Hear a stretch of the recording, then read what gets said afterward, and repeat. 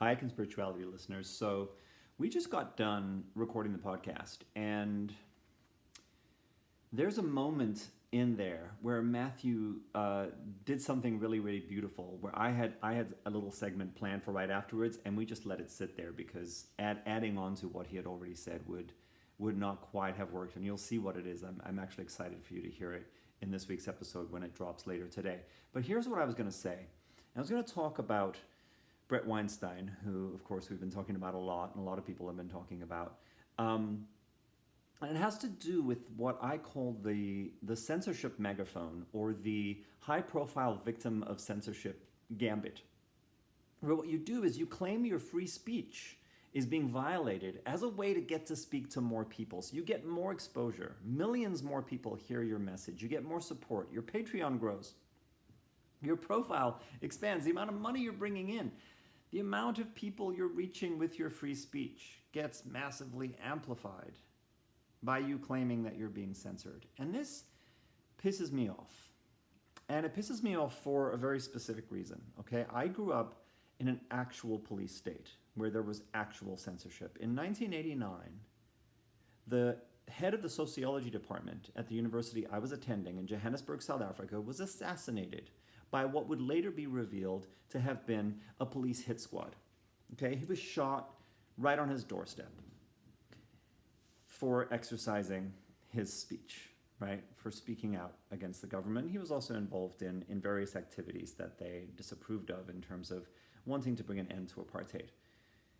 At that time, there was a funeral through the streets of Johannesburg that thousands of people attended. It was like a big anti-apartheid protest march for this heroic, fallen anti-apartheid activist academic. And on that particular Saturday, we didn't know where my father was. My father had just disappeared, and we didn't know what had happened to him. And we were a little bit nervous. We thought it was a little bit weird. But it was only a few hours, and we're like, well, we hope he's okay. And he showed up. He walked in through the front door. And I've never seen my father as energized as he was in that particular moment, or in those moments where he told us where he had been. He told us that he found himself in the city center of Johannesburg, swept up thousands. He said maybe 10,000 people, maybe more, marching, dancing, singing in an open display of defiance, which at that time in 1989 was illegal in South Africa. It was a real police state, okay? Illegal to protest. Illegal for people to gather together and talk about the politics of what was wrong with the society. Illegal to belong to a whole long list of groups that were trying to end apartheid. Illegal to the extent that if you were white, you would lose your house and your car because the fine would be so big, or you'd be put in jail for 20 years. Illegal because if you were black, you would probably be arrested and tortured and maybe not even given a trial and die without anyone ever hearing about it.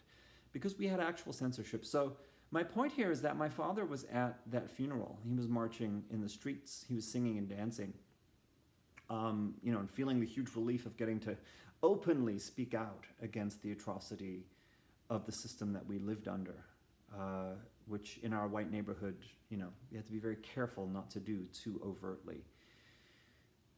It wasn't on the TV news because we had censorship. Okay, we had one official TV station, one official broadcasting company. They controlled the radio, they controlled the TV. There was one official version of the news that was broadcast into every house. That was all you heard.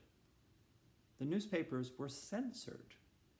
Initially, they would leave like blank spaces and say, this story, we were not permitted to tell you this story, to try to illustrate that there were things going on in the country that you were not allowed to hear about. But eventually that too was not allowed, and the newspapers were threatened with being shut down. These were independent newspapers, right? Were threatened with being shut down if they did anything to show that there was a lot more going on in the country than we were allowed to hear. You being demonetized on YouTube for spreading misinformation, Mr. Weinstein, Dr. Weinstein, however you'd like to be addressed, is not fucking censorship. You are not being oppressed. You are not being silenced and having your free speech taken away by some kind of oppressive government, by some kind of authoritarian state.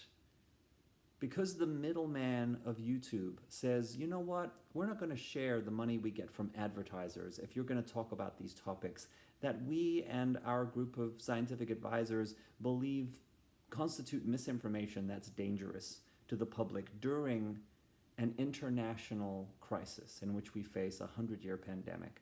We're not going to share ad revenue, and we might look closely at what you're doing and decide that we don't want you on our platform, which is a privately owned, for-profit website, right? That's not censorship, okay? So get a grip.